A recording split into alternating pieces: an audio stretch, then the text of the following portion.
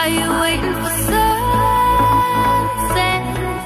Hey guys, welcome back to another Q&A question weight loss series. Today's question is about intermittent fasting. So people ask me a lot about this. I have, expressed that I think intermittent fasting is beneficial in the past, and I just wanted to talk about it a little bit today. So there's different diets that promote intermittent fasting. I think the warrior diet is one where you pretty much don't eat all day and you have one meal at night. There's also the 5-2 diet, I think it's called, where you eat as many calories as you can for 5 days, and then 2 days you eat 500 or something like that.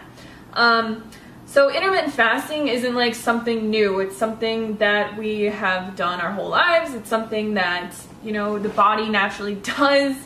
And it's not really a diet. It's more of listening to your body, and it kind of comes into play with intuitive eating and things like that. So if, I don't think that you should force your body to intermittently fast, but what I do think is that when you listen to your body, you'll realize that, most thin people, will listen to their bodies and fast when they're not hungry. So if you've ever had a friend and it's 10 o'clock or noon or something like that, and they've just been so busy and they're just I haven't eaten anything all day because their body wasn't telling them to eat. They weren't hungry and they were just busy and they were focused on other things. That's kind of an explanation of intermittent fasting. So if you go to bed, or you say you stop eating, you eat dinner at 5 p.m., you wake up and you don't eat something till 8 p.m., you'd technically be intermittent fasting for 15 hours. So from 5 p.m. to 8 a.m., 15 hours, which I think 15 hours is generally how much people will intermittent fast.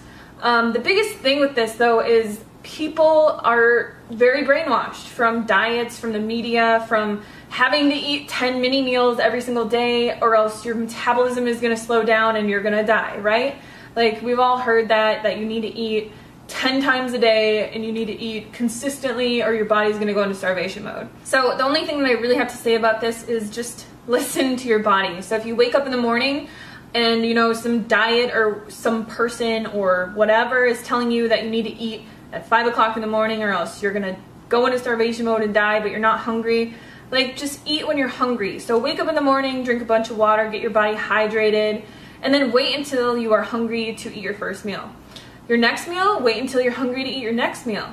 So a long time ago when we were roaming the planet, when we were not living by the standards of society and all their brainwashing and diets, we didn't have 3 meals a day. These were put into place by the marketing of America to make us form our eating habits around certain times of the day, which helps, the restaurants, it helps the fast food industries, it helps sell more food in grocery stores, because people are well, what am I going to have for breakfast? What am I going to have for lunch? What am I going to have for dinner? And it's all these different types of foods. So you have your breakfast foods, you have your lunch foods, you have your dinner foods, and generally those are what people, at least in, America, on a standard American diet, will eat for those specific meals. They'll wake up, they'll have yogurt because it's a breakfast food, or they'll have oatmeal or fruit or eggs with bacon or something like that. They'll go out to eat and they'll get a huge bacon and egg platter or whatever.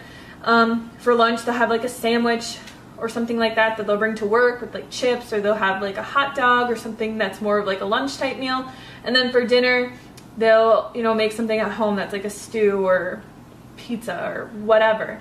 So it's really just American marketing tactics that have placed meal times around everything.